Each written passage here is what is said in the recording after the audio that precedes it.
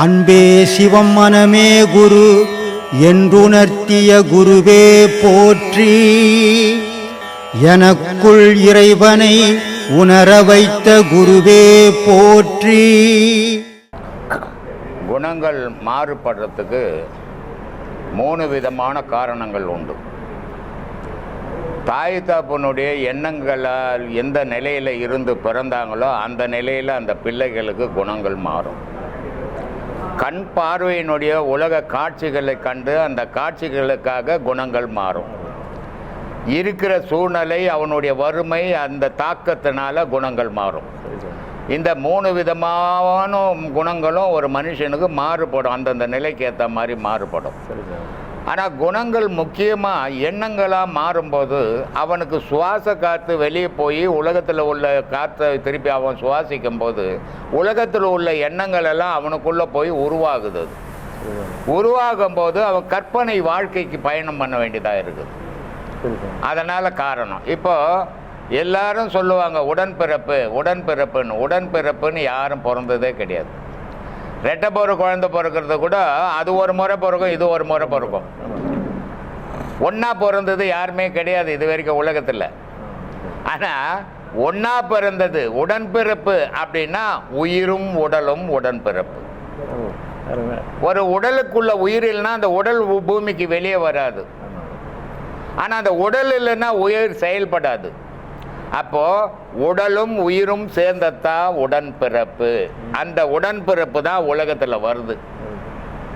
அப்படி வந்த உடன்பிறப்பு கூட கால நேரங்கள் முடிஞ்ச பிறகு அந்த உடலை இங்கே போட்டுடுது, அந்த உயிர் பறந்து போயிடுது.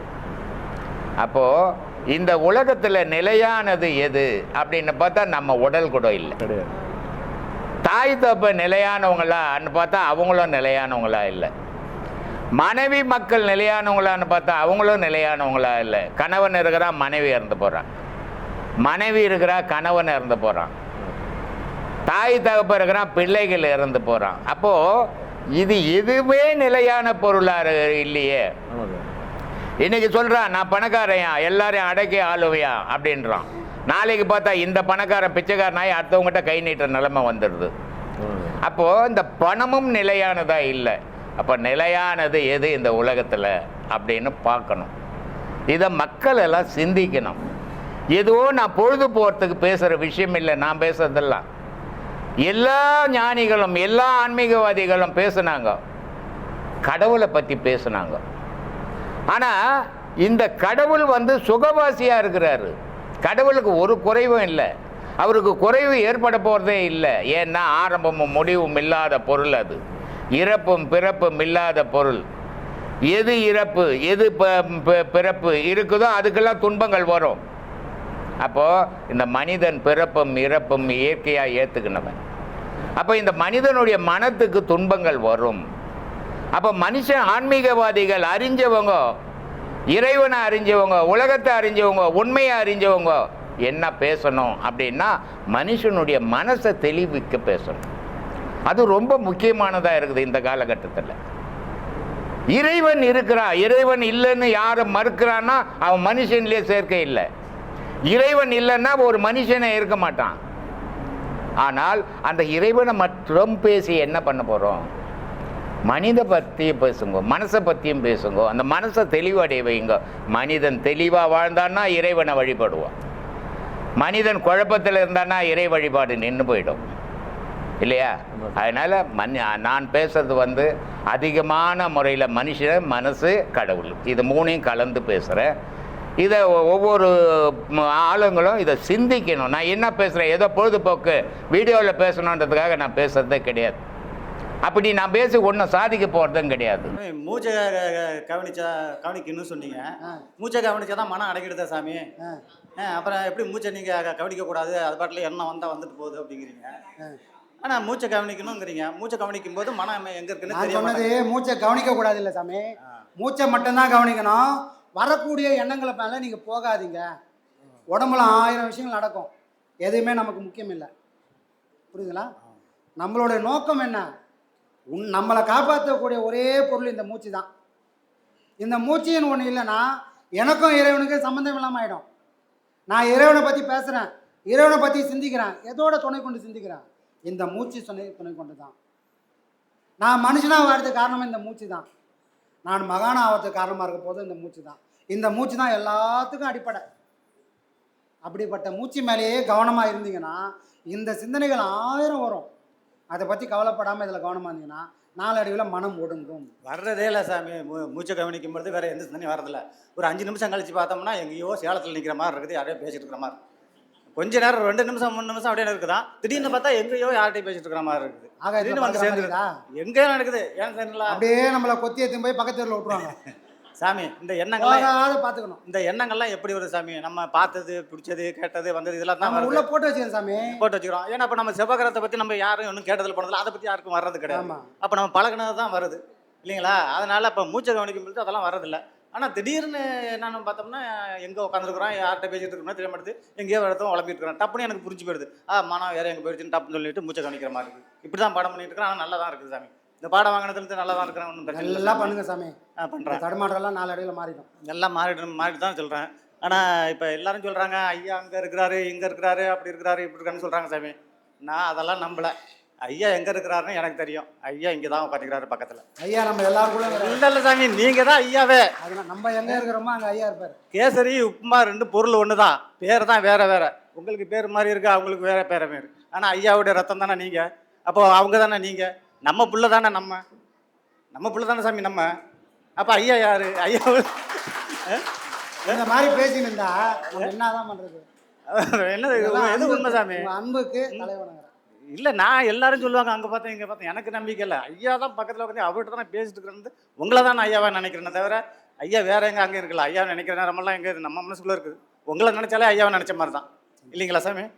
அதனால் எங்கெங்கேயோ என்னென்னமோ சொல்லிகிட்டு இருக்கிறாங்க. சொல்லாத கதைன்னு இல்லாத கதையெல்லாம் சொல்லிகிட்டு இருக்கிறாங்க. அதையும் நம்ம கேட்டுட்டு தான் இருக்கிறோம். ஐயா சொல்லுவார், ஒரு கல்லை எடுத்துகிட்டு வந்தாங்க, ஒரு கல்லை செதுக்கி கருவறையில் கல்லாக வச்சாங்க, பாதியை வந்து வாசப்படியில் போட்டாங்கன்னு. அந்த கருவறையில் வச்ச கல் நீங்கள், அங்கே வாசப்படியில் கிடக்கிறது அங்கே கிடக்குது. என்னங்க சாமி? வாசப்படியில் கிடக்கிற கல் அங்கே இருக்குது. அதனால் இப்போ நாங்கள்லாம் இப்போ வர்றோம் போகிறோம், இந்த ஒரு நாளைக்கு வந்துட்டு இந்த கொஞ்சம் நேரத்தில் போயிடுவாங்கலாம் நீங்கள் நினைக்காதீங்க சாமி. கடைசி காலம் உங்களை சார்ந்து தான் நாங்கள் வாழ்கிறோம். ஊருக்கு போனாலும் இங்கே ஞாபகம் தான் எங்களுக்கு வந்து, அங்கே உள்ள சொந்த பந்த ஞாபகங்களும் கிடையாது. அதனால் நீங்கள் தான் உங்களை சார்ந்துருக்குறோம், நீங்கள் தான் எங்களை கை விட்டுறக்கூடாது இல்லைங்களா சாமி? நீங்கள் தான் ஐயா. இந்த கட்டையில் உயிர் இருக்கிற வரைக்கும் இந்த வேலையை செஞ்சுக்கிட்டே இருப்போம். எல்லாரும் நல்ல நிலைமைக்கு போனால் அதை விட புண்ணியம் வேறு ஏதாவது இருந்தா? வேறு எதுவுமே கிடையாது.